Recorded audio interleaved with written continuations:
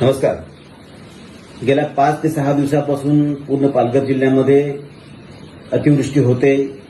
पूर परिस्थिती ही निर्माण झालेली आहे. स्पेशली वसई, विरार, नालासोपारा या भागामध्ये पाणी साचलेलं आहे. बऱ्याचशा भागामध्ये गेल्या 3 ते 4 दिवसापासून वीज खंडित केली गेलेली आहे. जोपर्यंत पाणी ओसरत नाही तोपर्यंत वीज पुरवठा हा चालू करू शकत नाही. काही ठिकाणी ट्रान्सफॉर्मर नादुरुस्तीची कंप्लेंट आलेल्या आहेत, परंतु माझे एक्झिक्युटिव्ह साहेबांशी बोलणं झालेलं आहे. ट्रान्सफॉर्मरची कमतरता नाही.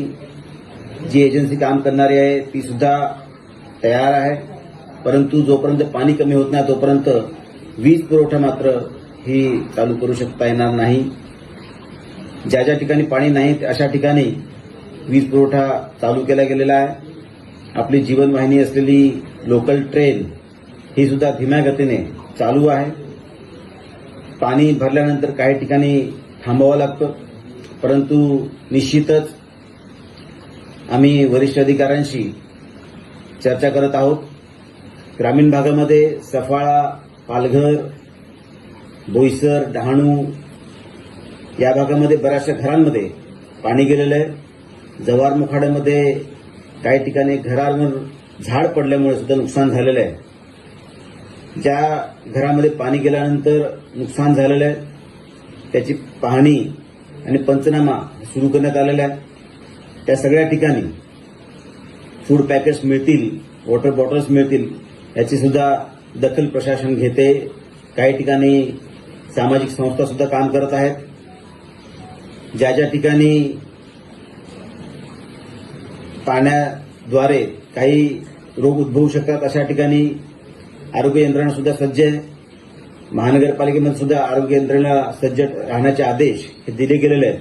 कालच माननीय मंत्री गिरीजी महाजन साहेब जे आपत्ती व्यवस्थापन मंत्री आहेत ते येऊन गेले.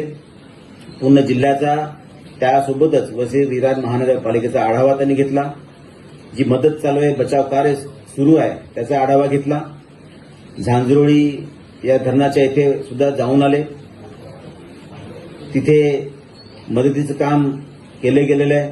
काही तात्पुरत्या स्वरूपात पुनर्वसन सुद्धा केले गेलेलं आहे. त्या ठिकाणी झांझरोळी धरणाचं काम सुद्धा चांगल्या योग्यरित्या चालू असल्याचं त्यांनी खात्री केली गेली आहे. या सर्व गोष्टी ज्या आहेत माननीय मुख्यमंत्री देवेंद्रजी फडणवीस हे अतिशय बारकाईने या सर्व गोष्टींवर लक्ष ठेवून आहेत. योग्य त्या सूचना जिल्हा प्रशासनाला त्यांनी दिलेल्या आहेत. आम्ही सुद्धा माननीय मुख्यमंत्री, पालकमंत्री गणेशजी नाईक साहेब यांच्याशी संपर्क साधून आहोत आणि ज्या ज्या काही गोष्टी उद्भवत आहेत त्यासाठी लागलीच उपाययोजना ह्या केल्या जात आहेत. जिल्हा प्रशासन अतिशय सज्ज आहे. तरीसुद्धा मी सर्व नागरिकांना विनंती करतो की त्यांनी घाबरून जाऊ नये, अफवांवर विश्वास ठेवू नये आणि जिथे जिथे पाणी भरू शकतं त्या नागरिकांनी सुरक्षित स्थळी हे गेलं पाहिजे आणि अनावश्यक असलेलं दुस्साहस हे टाळलं पाहिजे अशी सर्वांना मी विनंती करतो. धन्यवाद.